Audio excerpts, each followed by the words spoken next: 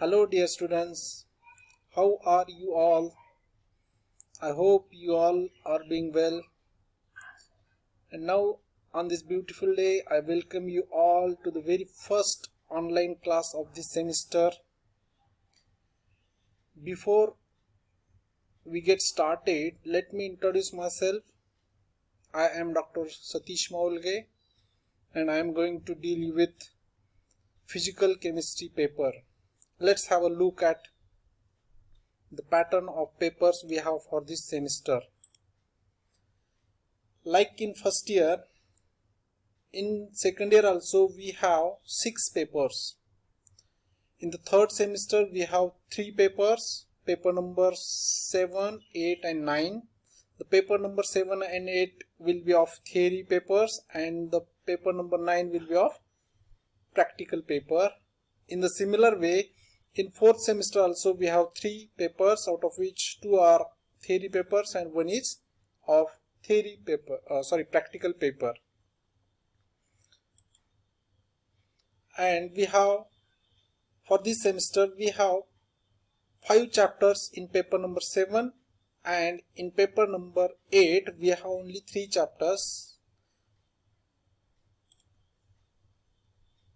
Let us start the very first chapter of this semester from physical chemistry paper, that is paper number 8, thermodynamic first. As I told you that we have 3 chapters in this semester for paper number 8, thermodynamics part first, thermodynamics part second and chemical equilibrium. Okay, today I am going to deal with the very first chapter of this semester, thermodynamics first. Before getting started to discuss the chapter in detail, let us have a look. Today I am going to deal you with only 5 points. These are introduction of the chapter, thermodynamic terms, whatever the terms we used in this chapter that we will discuss here. The next point is types of system.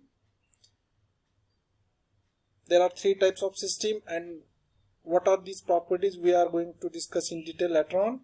The next point is intensive and extensive properties. In this part we will discuss what are properties, physical properties, chemical properties, and how these properties are divided into these 2 categories, intensive and extensive properties. And the final part is thermodynamic process and their types. I will try to cover these 5 points in this presentation. Let's proceed further. Okay, let us start with the meaning of thermodynamics. Now this word came from the Greek word, that is thermo. It is a combination of 2 Greek words, thermodynamics. Thermo means the heat and the dynamics means the flow, or we can say the motion. The meaning of the thermodynamics would be flow of heat. Students, we know that heat flows from one object to another object. Like if we have the 2 objects, one is hot and another is cold, then heat doesn't flow from one object to another object until they are connected to each other by a conductor, particularly a heat conductor. If the 2 objects, which are one of them is hot and another is cold, if these 2 objects are connected through a conductor which allows the heat to flow from one object to another object, then we know that heat will flow from which direction? Heat will flow from hot object to cold object through the conductor. That is the flow of heat. And the flow of heat from one object to another object, or in other words, when the heat flows, it carries out some kind of work, and the conversion of heat to work comes under the domain of this thermodynamics. However, thermodynamics is not confined to the flow of heat only, but it can also deal with the interconversion of various forms of energies. Like we know, energy exists in different forms such as electric energy, mechanical energy, potential energy, kinetic energy, thermal energy. Thermal energy is nothing but the heat energy. All these are the forms of energies, and all these types of energies are interconvertible, means one form of energy is converted into another form. Let us see some examples of interconversion of energies. Like in solar panels, the solar energy is converted into light energy or sometimes in electrical energy. When we put the switch of fan on, at that time electrical energy is converted into mechanical energy. We know as soon as we switch on the button, then the fan starts to rotate around. That means when we supply the electrical energy to the fan, then fan starts rotating on its axis. That means the electrical energy is getting converted into mechanical energy. Another example of interconversion of energy is electrical iron. As we know that electrical energy is converted into heat energy in the electrical iron.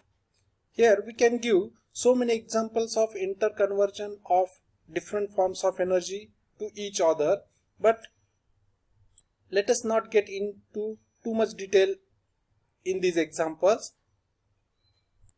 That is why I earlier said that thermodynamics is not confined only to the flow of heat energy, but it is also dealt with the interconversion of different kinds of energies among each other. Now let us see the definition of thermodynamics properly.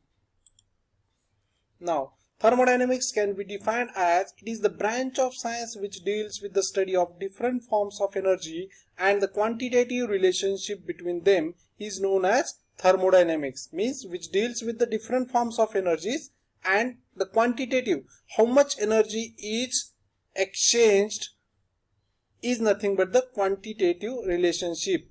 Suppose one form of energy is converting into another form, either it is converting the total energy into another form or some of the energy get converted into another form. That kind of relationship is known as quantitative relationship. Once again I will brief the definition. The branch of science which deals with the study of different forms of energy and their quantitative relations between them is known as thermodynamics. Now let us see the scope of the thermodynamics. Now I have one question for you students. Can you imagine the world without thermodynamics? If your answer is yes, then I would like to give some explanation. It took centuries and centuries to know that heat can be used to perform some kind of work. In the 18th century, man came to, or to be more precise, in 1712, the man came to know the heat can be used to produce the steam, and steam can be used to perform some kind of works. If I say without thermodynamics, there will be no plane, no railway, no vehicles, or in short I can say there will be no technology at all without the thermodynamics, then now your answer probably would be no. Can you imagine the world without thermodynamics? No, we cannot imagine the world without thermodynamics, because without heat we cannot perform many kinds of works in our day-to-day life. Let us see the applications of thermodynamics in chemistry, or in other words we can say why one should go for the study of thermodynamics. What is the scope, what is the importance of thermodynamics, that we will discuss in this slide. The very first is, by having the knowledge of thermodynamics, one can predict the feasibility of the process under the given set of conditions, whether the particular reaction or any process is taking place or not. That can be predicted, that can be determined with the help of knowledge of thermodynamics. If we know the thermodynamics of a particular process, then we can easily suggest or easily predict that this process is feasible. Feasible means whether it is practically possible or not. The another application, or we can say the scope of thermodynamics, is it gives the information about the extent to which the reaction would proceed before attainment of equilibrium. Now you need to know what is mean by equilibrium. Attainment means acquiring the state of equilibrium. Equilibrium is the state where the amount of reactant becomes equal to the amount of product, or the rate of reaction. In terms of rate of reaction, that equilibrium term, this equilibrium term can be defined as the rate of forward reaction when becomes equal to the rate of backward reaction. That state is said to be the equilibrium state.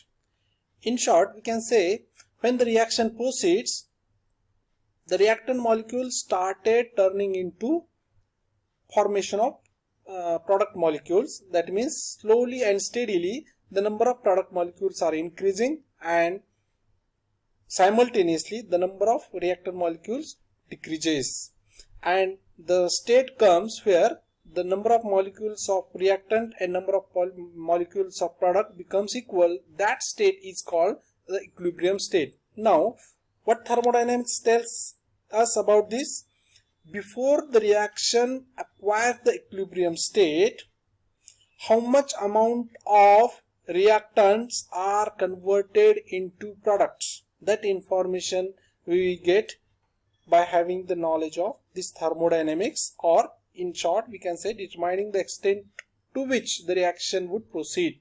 How much quantity of product is how much quantity of product we are getting by that reaction, we will came to know, because in pharmaceutical industry the scientists are focusing on the yield of the product. The more yield we get, the more benefit the company will have.